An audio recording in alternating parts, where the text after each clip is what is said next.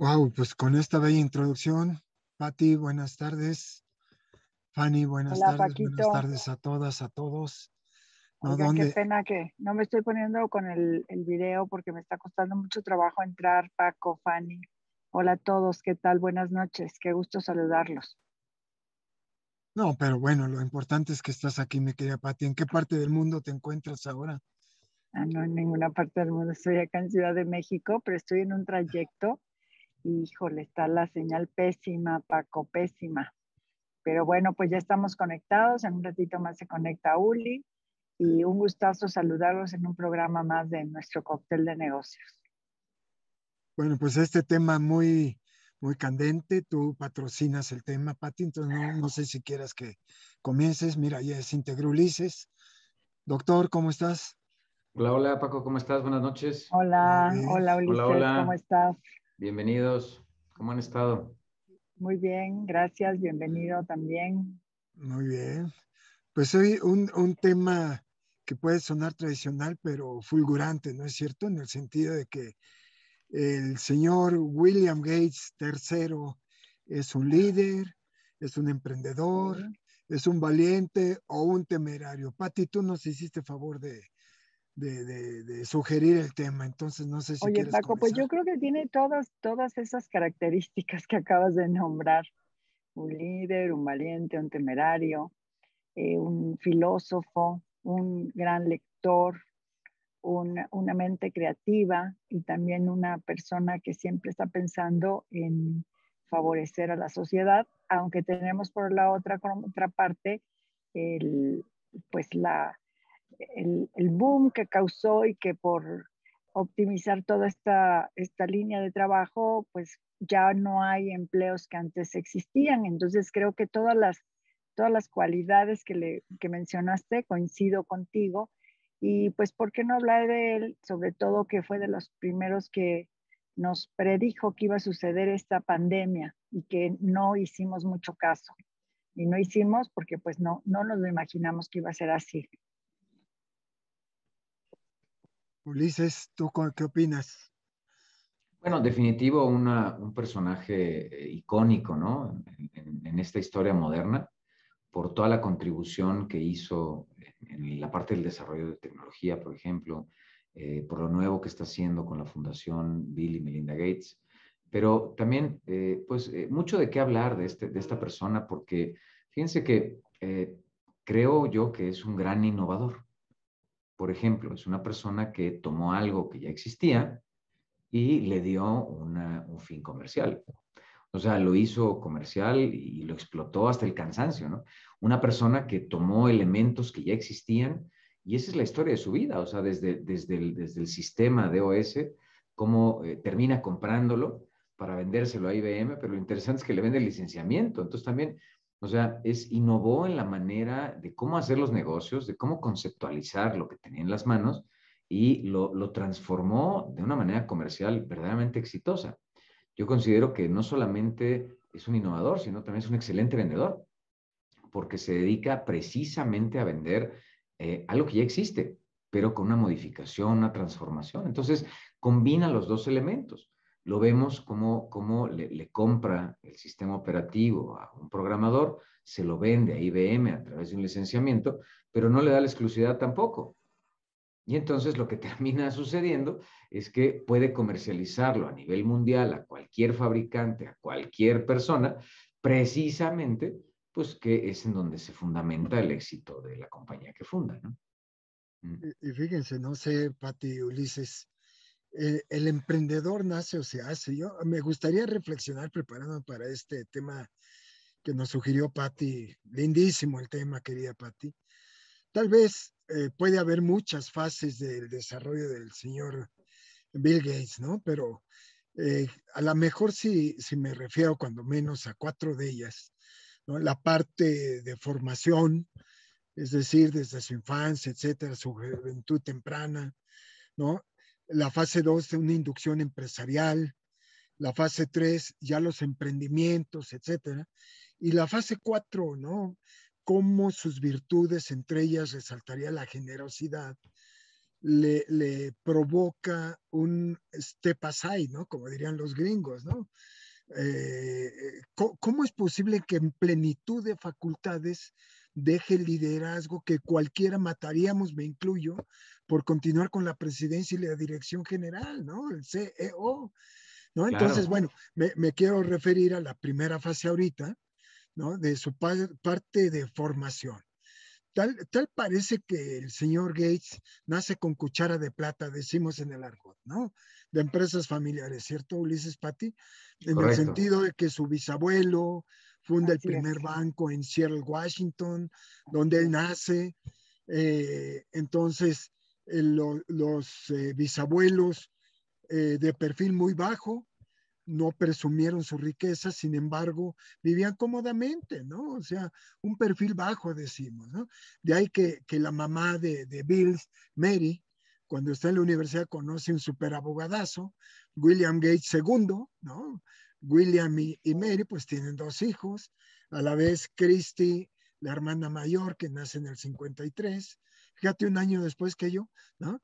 Y William Jovencísima, Gates Paco. tercero, que nace en el 53, pero bueno, para cortar y pasar el micrófono para ti, ¿no?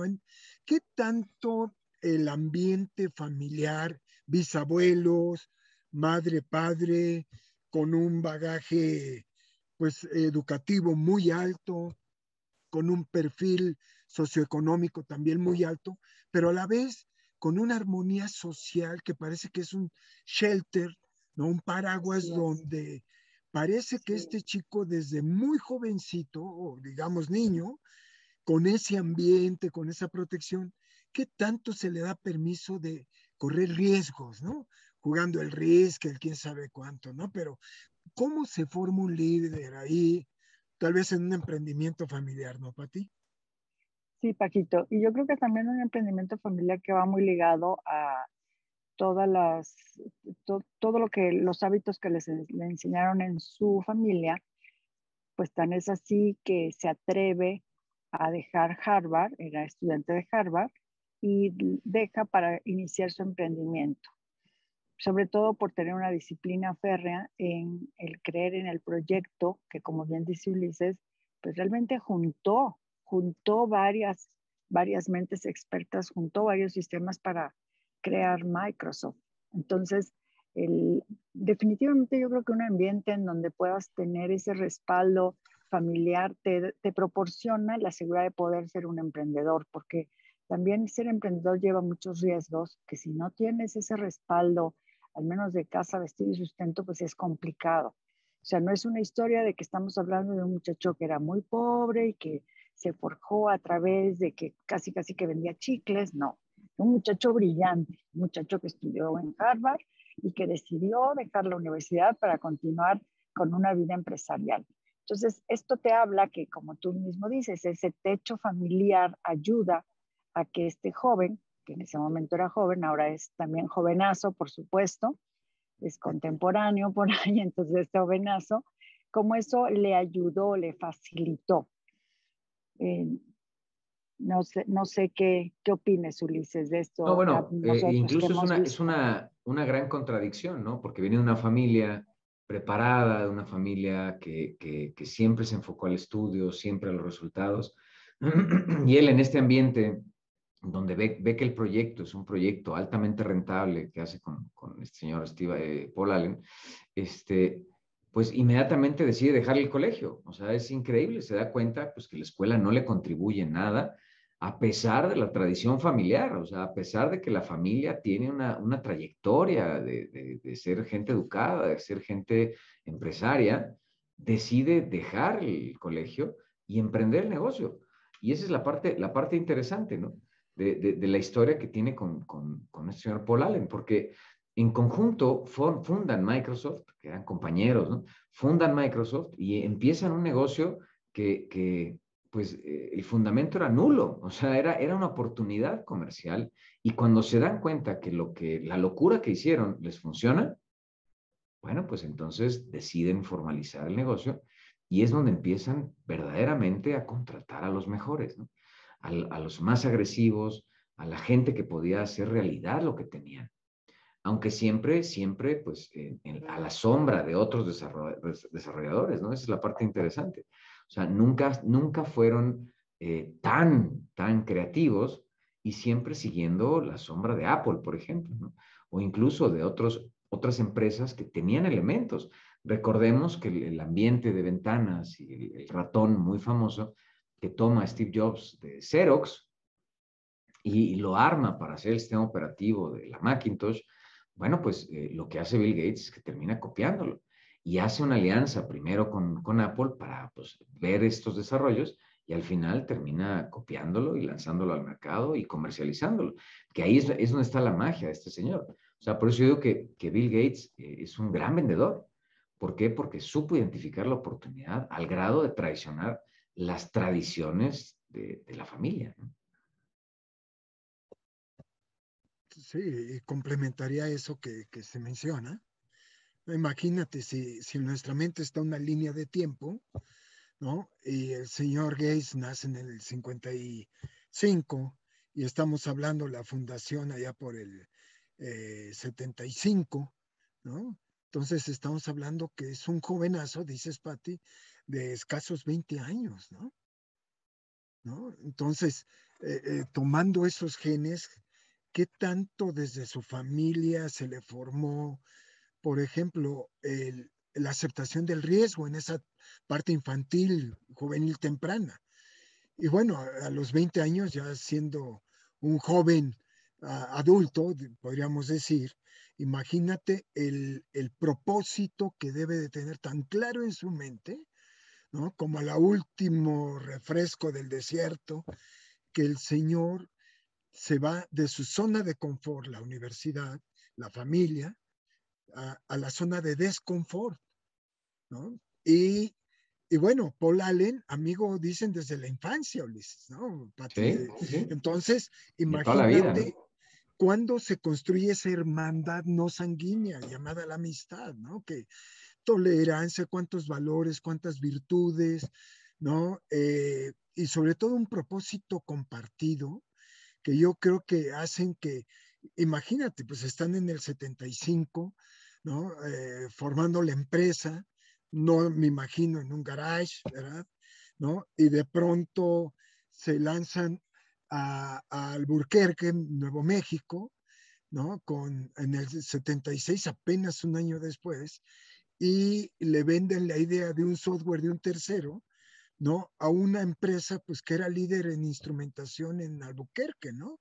Como es la MITS, ¿no? Que es la Instrumentation and Telemetry System, si lo pronuncié bien, ¿no?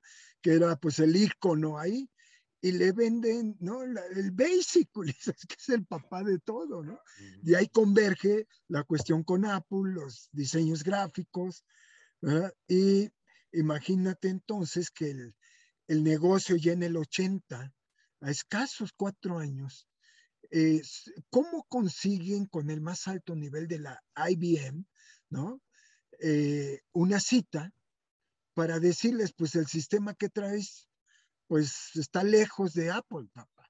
Y tú debes de tener algo que se llama Microsoft Disk Operating System o el famoso MS-DOS, ¿no? Y la IBM le dice, sí, pero pues está bien, pero esto es plataforma abierta. Yo me imagino la parte legal, los consejeros que tuvieron. En ese entonces tendría 24 años Bill Gates, ¿no? Paul Allen me imagino que andan por ahí, ¿no? Contemporáneo, sí, ¿Qué claro, anda pericia, igual. no astucia, sino pericia de asociarse y termino diciendo Correcto. que la negociación con la IBM termina, te acordarás que lo platicamos en su época de aquellos años, Ulises, con se quería distinguir y reposicionar la IBM, no con los mainframes, sino con los desktops, ¿no? Y ahí surgió la PS1 y la PS2, con un sistema operativo que curiosamente le contratan a Microsoft, que se llamó OS, ¿no? Operating System, ¿no? ¿No? Pero pues prácticamente es otra genialidad de Microsoft, le hace Paul Allen, Bill Gates, el cómo el desarrollo le dicen a la IBM, bueno, pues paténtalo. ¿Qué les dijo la IBM? No me interesa. Bueno, ¿me das chance de patentarlo yo? Sí, Sí, claro, y te lo incluso riendo. Por supuesto, y ahí está la magia, porque la empresa IBM lo que le interesaba era el hardware, no el software, porque no tuvieron la visión del software. Ellos querían vender máquinas, ellos querían vender la computadora física. Y esa es la parte genial de Microsoft, donde se da cuenta que el negocio no está en el fierro, no está en los fierros, está en el software. Y entonces lo patenta, o se lo compra, ¿no? Al programador. ¿Cómo se llama? Tim Patterson, ¿no? Se lo compra y adicionalmente lo patenta y lo hace licenciable, que es la parte más interesante, donde cada computadora que quisiera utilizar el sistema necesita pagar un licenciamiento. Y si no tienes la licencia, no funciona. Y Entonces, económico, porque se la rifó haciéndolo económico, porque en esa época, pues ya en la actualidad no es caro, o sea, realmente es un licenciamiento que es accesible para las empresas. Perdón, claro, Paco. sí, imagínate, Pati, Ulises, que en ese entonces yo me imagino en el consejo de administración de la IBM como un escuincle de 20 o dos escuincles de 24 años le van a enseñar a la IBM, cuando lee IBM, se acordarán del tema, la IBM y el Holocausto, Segunda Guerra Mundial, que hizo Circo, Marino y Teatro, esta gran empresa, ¿no? Con la restricción de no venderle a los alemanes nada. Bueno, terminó haciendo el Kristallnacht, ¿no? Con la IBM identificando a los judíos en Alemania y quién sabe cuándo, y ahí se desprenden muchas cosas del Holocausto, pero bueno, regreso y retomo, sí, Pati, ahí yo creo que el wealth management, ¿no? ¿Cómo en la mente de estos chavos, posiblemente ya a los 26 años, está la generación de valor, la creación de valor de una forma demasiado estratégica y sostenible? Y esto que ahora le llamamos, Ulises, wealth management, pues pusieron los pilares que yo creo que va a ser el simiente de que le da una, diría Kobe, ¿no? No una dependencia, no una independencia, una codependencia o interdependencia. ¿Qué le da valor? ¿Qué le patrocina a Bill Gates para dejar esa generación de estructura de riqueza? Bueno, sigue él participando en la Microsoft, ¿no? En todo lo que es desarrollo e innovación de productos. Pero, ¿qué pasa con esta segunda parte, Ulises, para ti? Que yo me llamaría, ¿no? La evolución de un ser humano hacia dejar tanto lo material e irse más a la filantropía, irse a otro valor social, como puede ser la generosidad, ¿no? Entonces, digo, Bueno, y después de cuántos años, sorprendente, ¿no? ¿Y con después de quién se cuántos años de asocia? estar al frente, o sea, de estar al frente, y bueno, yo creo que comete sus errores, y errores también fuertes, porque nombra un sucesor, y el sucesor, que es este señor Steve Ballmer, bueno, pues hace un trabajo agresivo, ¿no? Cambia la cultura de Microsoft, e incluso me atrevo a decir que hasta la perjudica, ¿no? Por la forma en la que siguió lo que querían hacer con la compañía y no logran el efecto que querían. Incluso me atrevo a decir que Steve Ballmer lo que hizo es que retrasa el desarrollo de Microsoft porque quería seguir los pasos de las ventas de Bill Gates, pero con un estilo agresivo, con un estilo de formación de entusiasmo, Más corporativo, ¿no? más corporativo, más de terror, ¿no? Y entonces lo que sucede es esto, que cuando en el 2008 deja Bill Gates el liderazgo de la compañía, pues los sucesores como que difícilmente comprenden hacia dónde va la organización y creen que tienen que manejarla con un estilo agresivo. Y eso da cabida precisamente a que otros empiecen a posicionarse en el mercado, ¿no? Y si no es hasta ahora, que ya la nueva cabeza de Microsoft, pues como que emprende el camino nuevamente y se da cuenta que pues no van por el camino correcto, que la tecnología, los desarrollos van por otro lado. Y entonces retoman el camino original de Microsoft, ¿no? De verdaderamente innovar, de verdaderamente contribuir a la parte de negocios y Y ahí, empiezan las adquisiciones, ¿no?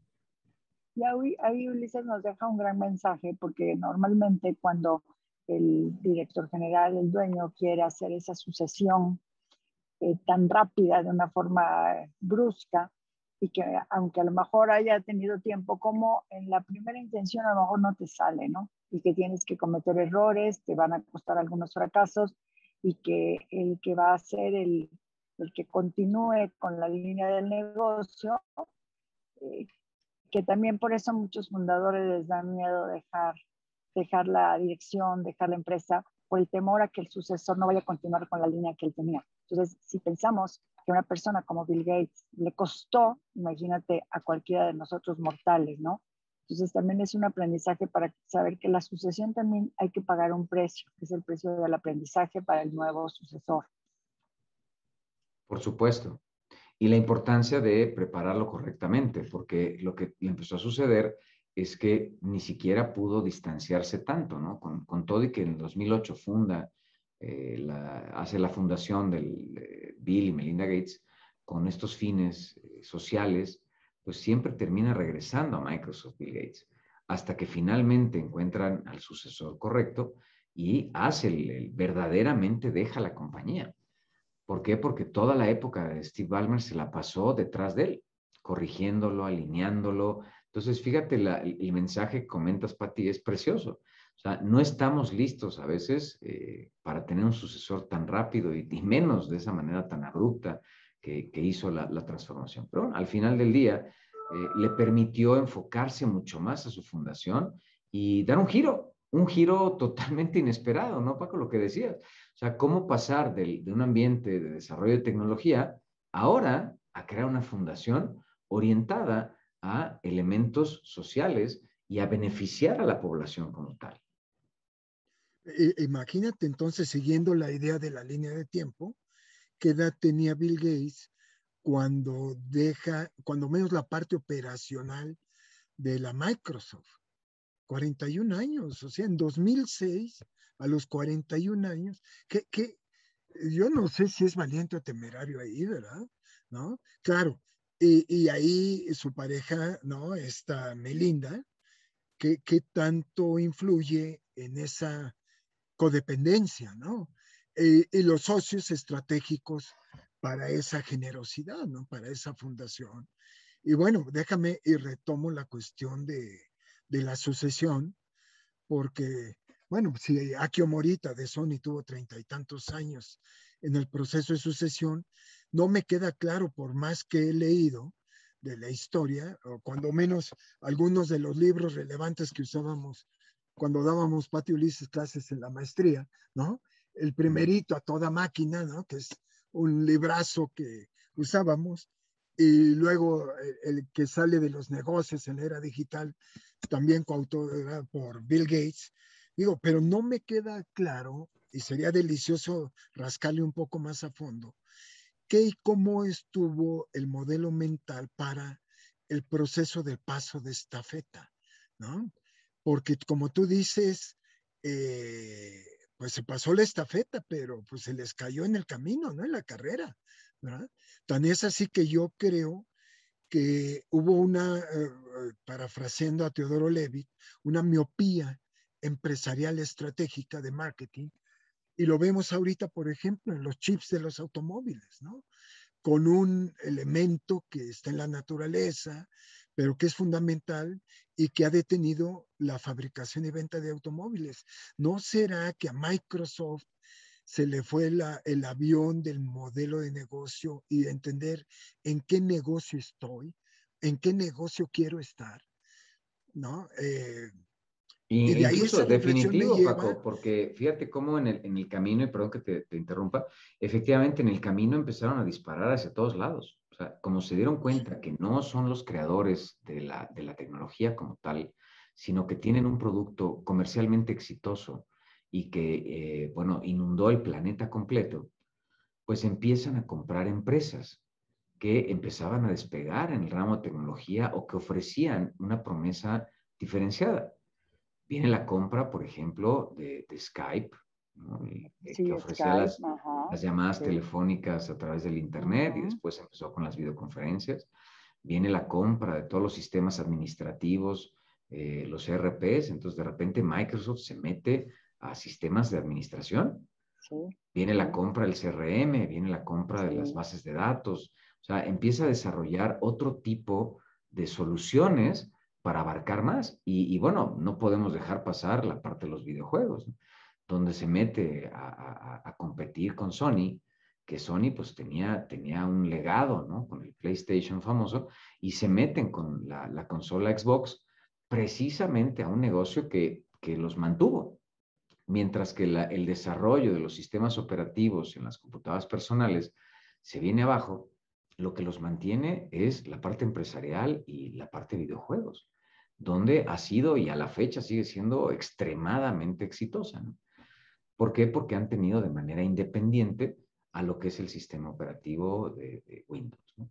Entonces, yo creo que de entre tanta variedad, o sea, hay muchos éxitos y muchos fracasos, pero lo interesante es esta sed de emprendimiento que han demostrado a lo largo de la historia y que ha demostrado Bill Gates, porque no solamente a través de la fundación ha hecho pues estas cuestiones de contribuciones sociales, sino que también por su interés por la tecnología ha participado en otras organizaciones, también tecnológicas, para hacer desarrollos tecnológicos que puedan contribuir y mezclar ambos elementos. Fíjate qué interesante, ¿no? O sea, un tipo verdaderamente preocupado y que aunque ya no está al frente de la organización, sigue emprendiendo. Y ahí, bueno, no sé qué opinan ustedes, pero ya de lleno y a partir del 2006, 2008, ¿no? ¿Cómo es que un ser humano puede convivir con tantos frentes? Por ahí, no sé dónde nos enseñaste, Pati, que un ser humano de una mente muy evolucionada podría manejar 6, 7 problemas de mucha profundidad al mismo tiempo, ¿no? Yo me imagino que con los temas que está manejando Bill Gates y sus asociados, ¿no? A nivel de ecología, a nivel de salud, a nivel de cuántos países, de Agua, el hambre, el ¿no? La agua, sí, el hambre, la alimentación. alimentación, sí. Sí, adelante, Pati, adelante, Pati. Sí, sí, sí, Paco. Yo creo que entrenan muy bien su mente para poder tener esas 6 o 7 áreas del pensamiento. No sé si vieron en Netflix un documental en donde él narra que aproximadamente cada mes y medio, cada 2 meses se encierra en una casita que tiene, que es una casa cómoda, y se está una semana leyendo libros de física, de química, de teorías nucleares, y que se está una semana entero sin hablar con nadie, porque necesita poder ordenar toda esa bomba de pensamientos y de creatividad que tiene. Entonces él, y como decía Ulises, va creando una genialidad de diversidad de negocios que apalancan uno al otro para continuar siendo quien es. No, no tengo entendimiento de que otra fundación a nivel mundial tenga el poder de generación de valor y riqueza y la distribución de este para conceptos filantrópicos en el mundo, ¿no? Yo no sé qué, pero creo que esa fundación con sus socios está teniendo una convocatoria de lobbying a nivel de gobiernos del mundo, de presidentes, de gente de influencia política, económica, financiera, social. Y lo más interesante, creo yo, es el cómo lo aplica con orden, ¿no? Porque ya ves que ahora, pues a nivel mundial está muy decretado fiscalmente qué tanto una ONG o una fundación pueden ser lavado de dinero, ¿no? Claro, y se puede desvirtuar fácilmente, ¿no? Sobre todo teniendo acceso a ese capital relacional, a ese capital social y al nivel de relaciones que tiene con presidentes o con grandes empresarios que lo van a recibir y lo van a escuchar, ¿no? Incluso lo van a apoyar en su proceso de filantropía. Es muy interesante cómo recientemente en sus proyectos de filantropía está sacando proyectos de sostenibilidad y sustentabilidad en diferentes regiones del planeta, impulsando desde comunidades completas o la aplicación de tecnologías pues verdaderamente económicas que pueden impactar fuertemente en una sociedad. Veía recientemente uno de los videos de Bill Gates donde está desarrollando, incluso, fíjate, en África, estos baños utilizando material reciclado precisamente para poder darle un poco más de desarrollo a ese tipo de comunidades. Entonces crea estos Con baños gente local, portátiles Ulises, con perdón, gente local, o sea, sí, impresionante, ¿no? muy, muy interesante. Y bueno, pues fíjate que me gusta mucho la filosofía que tiene de las lecciones de un emprendedor, que te deja el señor Bill Gates. Porque te dice, bueno, para empezar, tienes que amar lo que haces.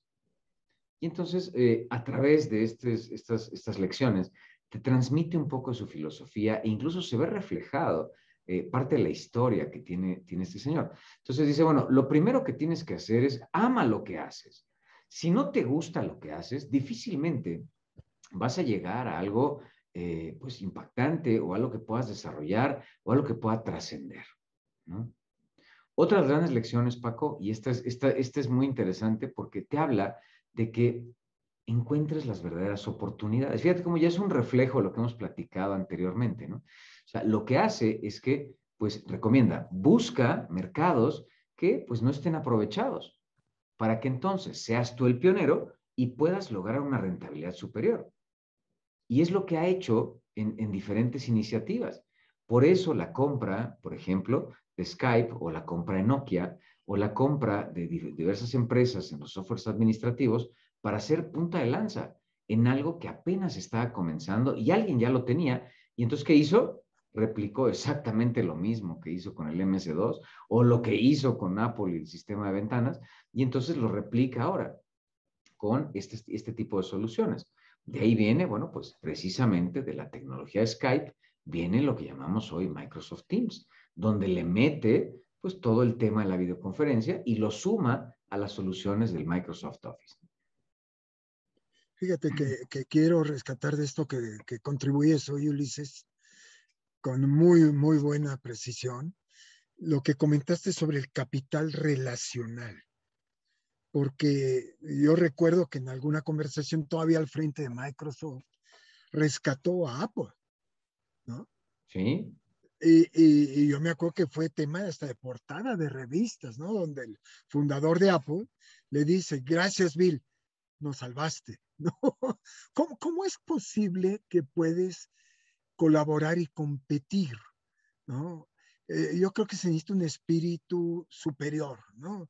Que va más allende de las cosas. ¿No será que la vida le ha regresado esa tranquilidad y esa precisión que a través de surcar cuántos problemas, cuántos retos, cuántos desafíos se ha logrado asociar, inclusive diría Sun Tzu, hasta con el enemigo?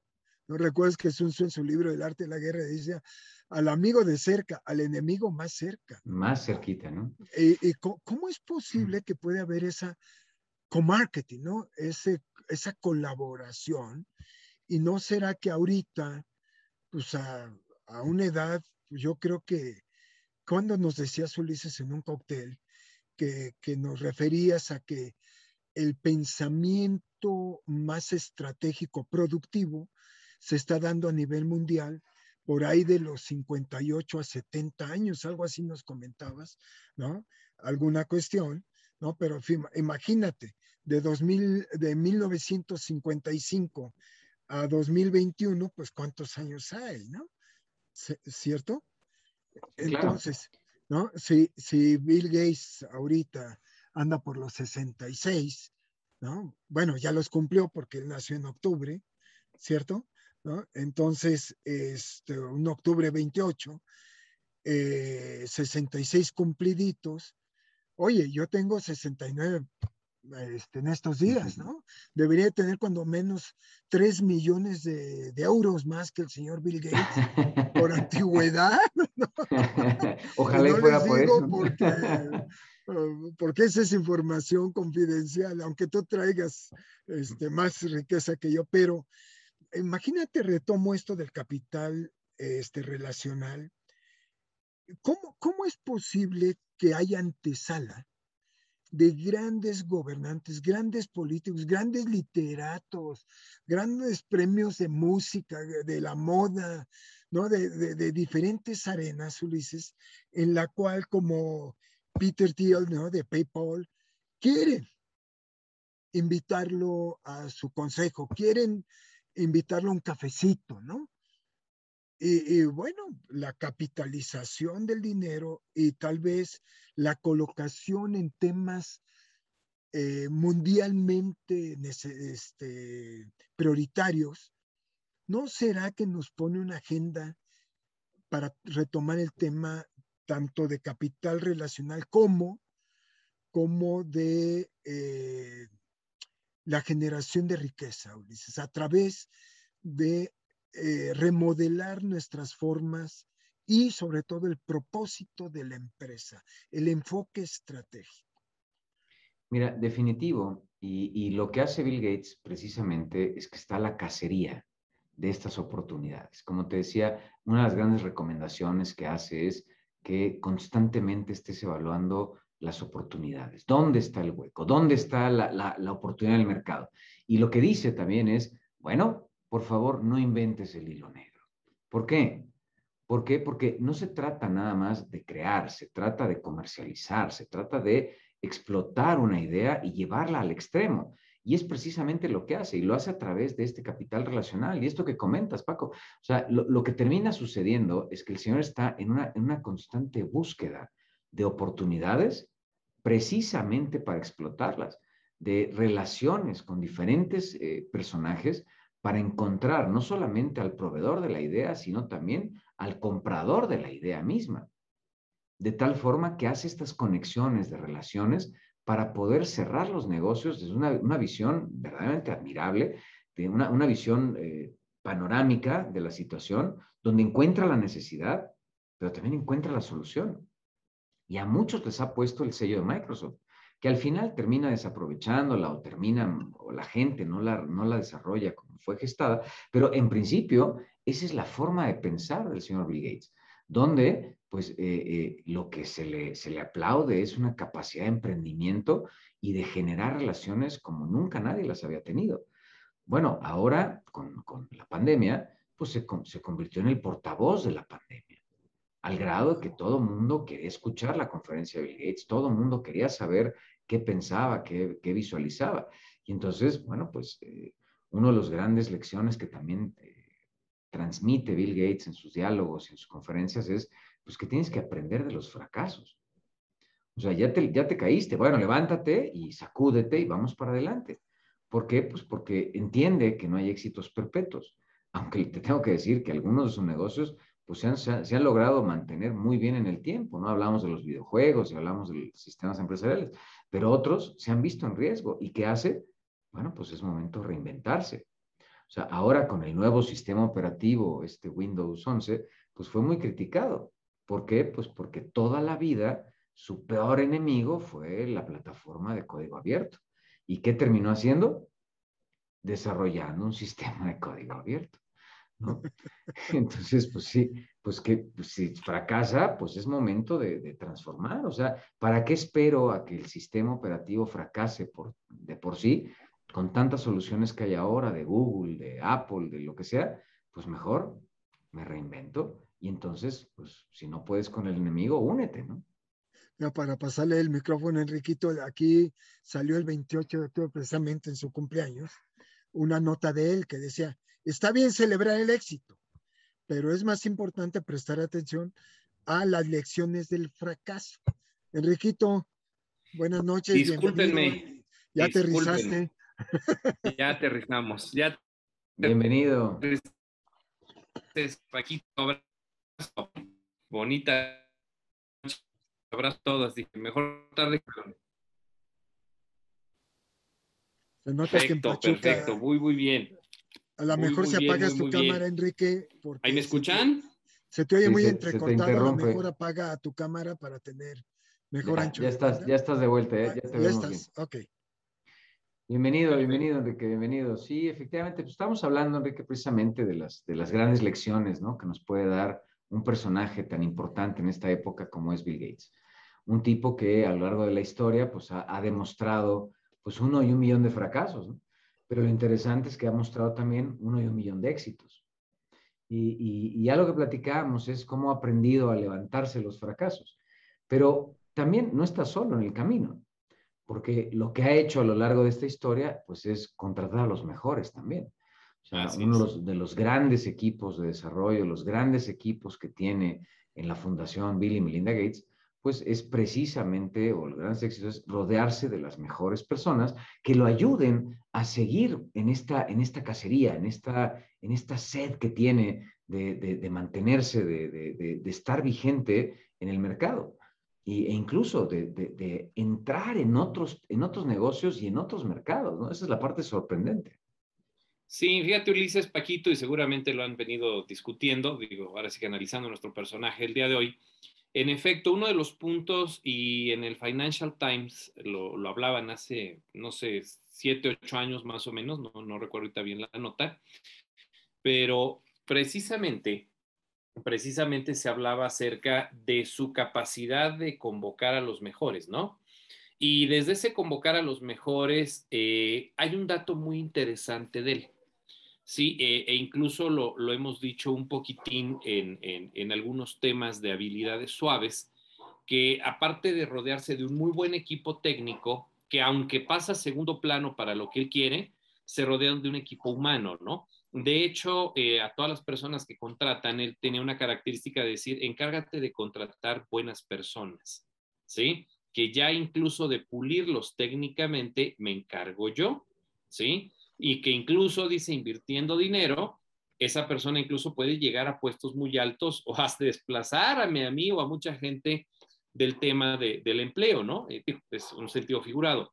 Sin embargo, él decía, aquí lo que queremos es buenas personas, que de capacitarlos técnicamente nosotros nos encargamos. Entonces, eso también ha venido ahorita que lo decías desde la fundación, y además, si no hay que dejar de mencionar que, bueno, en los últimos meses ha tenido pues bastantes problemas ahí con Belinda y algunas cuestiones de este tipo, pero cuando incluso se deja una base sólida, sí, el punto interesante tiene que ver en cuanto a que realmente uno de sus grandes, vamos a decirlo así, anhelos y visiones de quién tenía que participar en Microsoft y obviamente, como dice Ulises, en diferentes empresas, se fue mucho por eso, contratemos buenas personas, ¿no? Y yo creo que hoy aún con las tormentas que se puedan enfrentar derivado, pues incluso situaciones, vamos a llamarlo así, ajenas al curso normal de la empresa, pues finalmente es esa apuesta que hizo con el capital humano que hoy las cosas hacen que una empresa no se desquebraje. Es muy interesante esa parte. Y bueno, pensando en esto, otro de los elementos que Bill Gates constantemente repite es, bueno, tienes que obtener las mejores lecciones de donde sea y de quien sea. ¿Por qué? Porque por eso se dedica a la lectura, por eso se dedica a ese retiro, precisamente para procesar estas ideas, lo que comentaba Patti hace un rato, que efectivamente, o sea, es cómo llego a la conclusión y está aprendiendo constantemente de todo lo que está a su alrededor. Y esa es la parte fundamental, y creo que es un mensaje muy bonito de este personaje, donde tiene la humildad para reconocer que no lo sabe todo y que tiene la humildad para identificar cuando lo encuentra una característica, una habilidad o una competencia que le interesa desarrollar. Entonces, creo que también como emprendedor, tiene que ser una de las características fundamentales del emprendedor, que es esa humildad para reconocer que no lo sabes todo y que puedes hacer la diferencia a través de aprender de cualquier persona. Cualquier persona puede ser un mentor, cualquier persona puede ser un maestro, cualquier persona puede ser alguien que te deja una lección y que te deja una lección de cómo llevarla a cabo y cómo ejecutarla. Por eso la alianza que hace con Warren Buffett pues es fabulosa, ¿no? ¿Por qué? Porque pues, hoy en día estos dos grandes compadres pues, lo que hacen no solamente compran empresas, sino que se dedican a generar proyectos y a combinar sus ideas para generar ideas nuevas. ¿No? Fíjate qué maravilla. Sí, fíjate que partiendo de eso y ya antes de que Enriquito nos toque la campana de los cierres para ir aterrizando el avión y ponerlo en el hangar para su mantenimiento después del vuelo, ¿no? Yo creo que las lecciones que me da este caso y su contribución, Enrique, Patti, Ulises, es qué tanto en la migración del plan de vida y carrera de un individuo, ¿no? Es una como radiografía, ¿verdad? Que hay una taquicardia, ¿verdad? Altas, bajas, unas muy bajas, unas muy altas.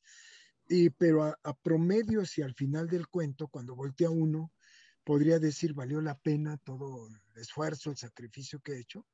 Y ahí yo saco tres cuestiones, ¿no? La primera es sobre una persona en su plan de vida, involuciona, o sea, se queda mucho tiempo en la zona de confort, revoluciona, o sea, responde a los embates buca del medio ambiente, ¿no? Y anda, pero en la misa y en la procesión, o evoluciona. Es decir, tiene un dominio absoluto de sus condiciones a pesar de las circunstancias, contextos, situación que está enfrentando, ¿no? En esa cuestión me llevo esa gran lección. Y yo creo que ahorita lo que subrayo de ti, Ulises, es de que ese liderar con humildad, ¿no? Tema de fondo, yo me atrevería a contribuir, sí, liderar con humildad y con inclusión, ¿no? Hoy tema sorprendente por todo lo que Enrique nos platicaba hace unos cócteles, ¿no? De tantos grupos sociales que se están armando, que ya tendría que estudiar de nuevo la maestría en marketing, ¿no? Dices, ¿no? Pero bueno, voy al segundo tema. Entonces, yo creo que la segunda lección que me deja Bill Gates es que tiene una manera de introspección muy profunda, verdadera, ¿no? Que capitaliza cuando trabaja en equipo, ¿no? En una selección, diría Darwin, natural, ¿no? Donde, como él, no necesariamente la parte académica, pero sí la parte teórica, de modelos mentales, conceptuales, de gente que se atreva no nada más a pensar fuera de la caja, sino construir nuevas cajas, ¿no? Para hacer eso pionero, ¿no? La tercera, pues ya ese equipo, pues formar más equipos como células en una organización más integrada. Y bueno, eso lo que nos enseña ya en su última fase también Bill Gates es que se tiende a la sociedad, ¿no? Claro, con un fundamento organizacional de múltiples, y a esto yo le llamaría un ecosistema, o se le ha llamado un ecosistema. Qué buena lección, Enrique, para que nos vuelvas a corregir nuestro plan de vida y carrera, ¿no? En esa línea, o sea, como que ya todo lo que estudié contigo de plan de vida y carrera, Ulises ya no los tumbaron.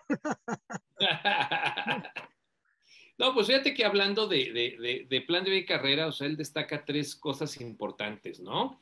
El punto importante es, uno, decía, no dejar de aprender, eso te mantiene vigente. Por aquí Elizabeth me comentaba a qué se refería con buenas personas. Bueno, precisamente hablaba de tres características en la parte de ser buenas personas. Uno, la cuestión de conocer, sentir y actuar la empresa y el negocio, ¿no? Entonces, conocer desde la filosofía, sentir desde realmente me emociona, me apasiona, y obviamente actuar conforme a los valores de la organización, ¿no? O sea, también él ha querido mucho, y ustedes lo saben, desde todo lo que tiene que ver desde el punto de vista educativo y en todo lo que ha intervenido en estas alianzas que hablaban, incluso con el mismo Warren Buffett, la participación en muchas instituciones educativas, no solo Estados Unidos, sino a nivel global, en donde apostaban mucho por la educación precisamente como un tema formador integral, ¿no? Por otro lado, aparte de eso, pues bueno, de una o de otra manera, te decía, no dejes de ser tú. O sea, ser una buena persona es cuando entras a una organización, no abandonarte, ni olvidarte de lo que eres, desde tus hobbies, tus gustos, cómo recargas pilas, eso de manera muy, muy importante. Y bueno, sí, ya de manera específica, hablando de la organización, en un determinado momento, sí, obviamente tener lealtad, ¿no? Él decía, bueno, ok, sí, pero seamos leales a la organización, o sea, es decir, aquí hay oportunidad para todo. Y entonces el aprendizaje, de manera muy específica, la lealtad, por otro lado, y de manera muy, muy clara, esta parte en la que de una u otra manera no dejes de ser tú y no te abandones, a eso se refería a ser buenas personas. Y decía, ya de lo técnico, yo me encargo, ¿no? A eso se refería el doctor César Rojas en algún cóctel, hablando del wellness y del happiness y de la psicología positiva, Enrique. En parte más o menos. Acá Bill Gates lo decía desde unas características muy definidas de su empresa, ¿no? No tanto metiéndose precisamente esto que César nos compartía, pues bueno, mucho tiene que ver desde, pues desde inteligencia emocional, tenía que ver, bueno, también desde, obviamente, lo que tiene. Ahora que se habla, incluso lo mencionaba yo en algún momento, desde la inteligencia intuitiva y mucho lo que Ulises lo hemos platicado últimamente, la inteligencia espiritual, ¿no? Entonces, Okay. obviamente, estas características que dices tú van mucho a esa parte, ¿no? Y entendiendo la inteligencia espiritual como, no como la creencia de una deidad determinada bajo una religión específica, sino al cómo introspecto, el cómo me preparo y el cómo genero un equilibrio de vida de manera importante, ¿no?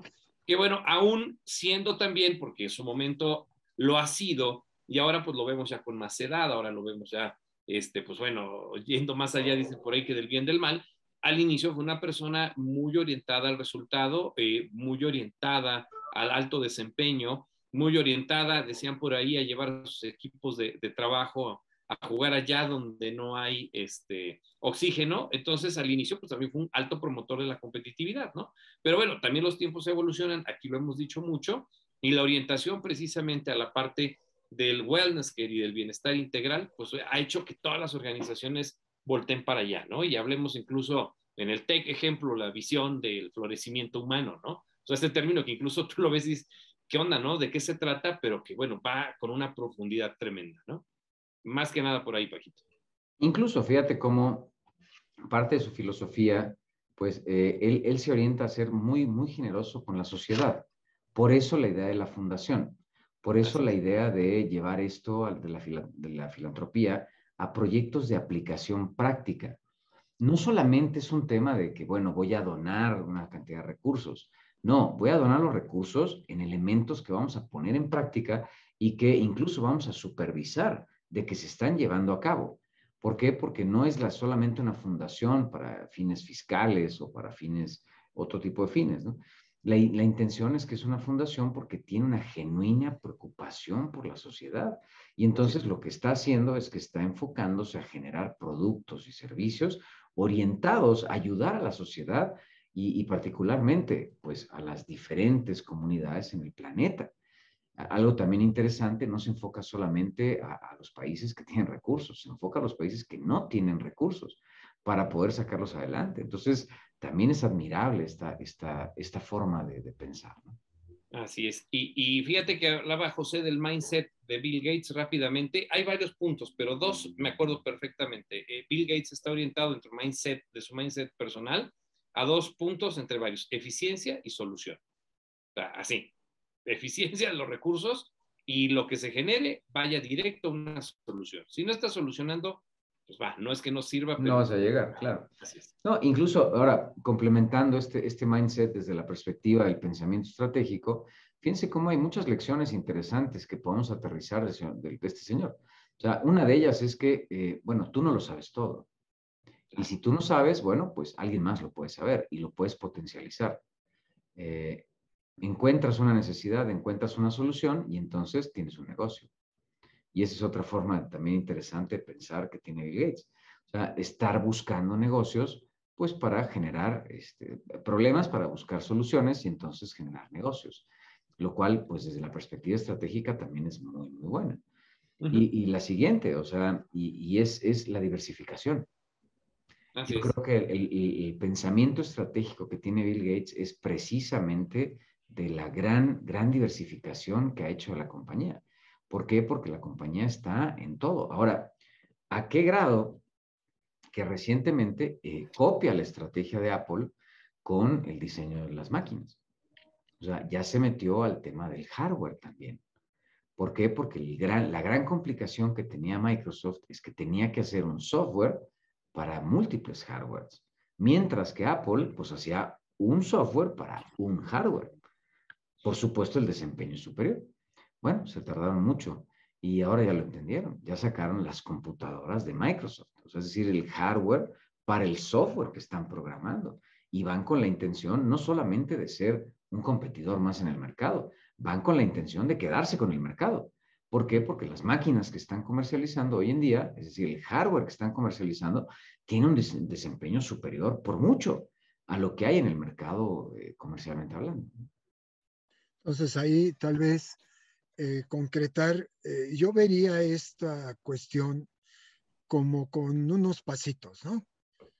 porque qué tanto el primer paso nos damos permiso de soñar de nuevo, soñar en un futuro socialmente más creativo, más alegre, donde el ser humano en sus formas de pensar e interactuar sea más feliz, ¿no? El segundo, pues ya tendríamos bajar eso abstracto a algo más concreto, como es el intento estratégico, ¿no? Ser selectivo, ¿no? En aquello que va a contribuir con el valor en un sistema dado en que te muevas en un tiempo dado, ¿no? Tercero, irnos más bien a esto que tú mencionas, del el enfoque estratégico, y cuarto, el pensamiento estratégico, ¿no? O sea, ya irle poniendo aterrizaje a las oportunidades filtradas previamente en los anteriores. Y bueno, y el quinto, como un propósito estratégico, la acción estratégica, ¿no? La excelencia en la ejecución. Para cerrar esto que decías también, Enrique, de Ulises, ¿no? Para ir midiendo. Entonces, hace mucho nos enseñabas, Ulises, que tú en tu balance no nada más manejas los KPIs, los Key Performance Indicators, ¿no? Sino también los KRIs, Key Risk Indicators, los indicadores de riesgo. Porque en una evolución, en este mundo VUCA, que no tiene riesgo. No, todo tiene riesgo, pero entonces fíjate, ahí viene algo interesante, que es el balance entre el beneficio, el costo y el riesgo, ¿no? O sea, no podemos dejarlo pasar. ¿Vale la pena o no? Claro. Bueno, aquí, pues muy bien. Aquí... ok, Enrique, ¿fuiste tú quien puso esa nota en el chat? No, es Enrique Cruz que nos pone una nota muy bonita de Enrique Gates. Sí, pues te dejo el micrófono, Ulises, para que... No, que efectivamente... Ya creo que estamos al cierre, ¿no? Ya estamos al cierre, pero muy interesante el comentario, Enrique. Muchas gracias, Enrique. Efectivamente, o sea, ha perdido mucha de la credibilidad, pues por tanto cuento de la pandemia, e incluso tanta ignorancia al respecto, ¿no? Aunque también se le involucra, ¿no? Con una especie de, como portavoz de todo este tema de pandemia, pero tiene las lecturas medio raras, como que suenan a conspiración. O sea, hay mucho que se está diciendo en el mercado en este momento, y entonces, pues claro, pierde mucho y se contrapone contra Mercola, por supuesto, ¿no? Que lo desmiente y que lo hace pedazos, ¿no? Pero bueno, muchas gracias. Gracias, Enrique. Muy buen comentario. Gracias a todos por acompañarnos en esta sesión. Y pues, Paco, muchas gracias. Buenas noches, Enrique. Gracias. Nos vemos en 15 días. Ulises. Nos vemos en 15 días, 2 de diciembre. Continuamos. ¿Vale? Muy bien. Muchísimas gracias. Que estén muy bien. Buenas noches. Gracias. Buenas noches. Bye. Gracias a todos.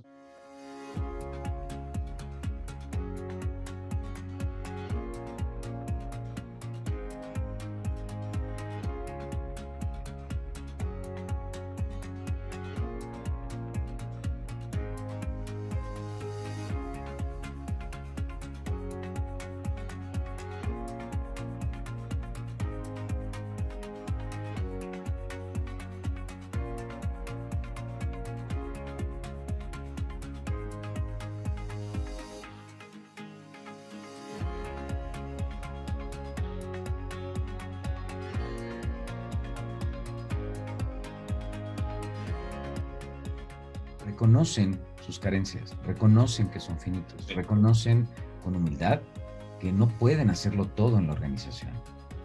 Entonces, aquí algo interesante es, estos grandes empresarios no están solos. Hemos hablado de perspectivas, manejo de una planeación, ¿no? Con la anticipación, sumando el conocimiento, entendiendo que la suerte, pues no viene sola. Incluso dicen que la improvisación es buena, pero si tiene fundamento mejor. Y yo creo que estas personas han sabido sumarle precisamente eso.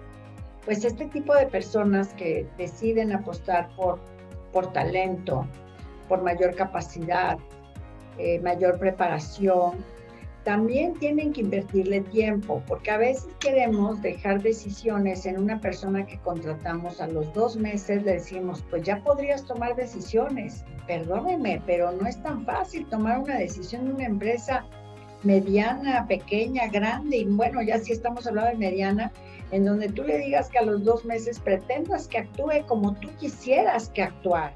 Pero yo me pregunto, ¿y uno puede como nivel intermedio, un jefe, un supervisor, un gerente, también cambiar la cultura de la organización? Tú como colaborador, ¿te atreves al desafío de reeducar a tu jefe? ¿Aunque te corran? Eso está muy padre, Paco. ¿Cuáles son los pasos a seguir para estar preparado para recibir ese golpe de suerte? Yo te quiero decir, lo primero es tener un plan. ¿Qué es lo que quieres hacer? Definir a dónde quieres ir. ¿Cómo lo vas a realizar? Segundo, es fundamental que tengas un equipo de gente que verdaderamente apoye el plan. Pay peanuts and get monkeys, dirían los gringos, ¿no? Pues Tú sí. contratas gente mediocre, ¿cómo puedes esperar resultados de avanzada? Si queremos aprender a ser jefes, si queremos aprender a ser directores, tenemos que dejarnos guiar y tener un proyecto en donde tengamos mentoring con gente profesionista para aprender. Aquí de manera específica yo estaría hablando exactamente un poquitín acerca de qué tan comprometidos ahora están. Hablábamos del home office, hablamos de este tiempo VUCA, y el punto es que tiene uno que cambiar en mucho la disposición. Esa disposición transformada en una actitud que realmente trascienda en efecto eso de solo ser empleados, de solo ser colaboradores, a realmente desarrollar un proceso que sume realmente desde la identidad, la lealtad y el sentido de pertenencia, ir más allá de las metas, comprender no solo lo que me toca hacer, sino cuál es el fin último de la empresa. Prácticamente llevo 1 año de encerrón.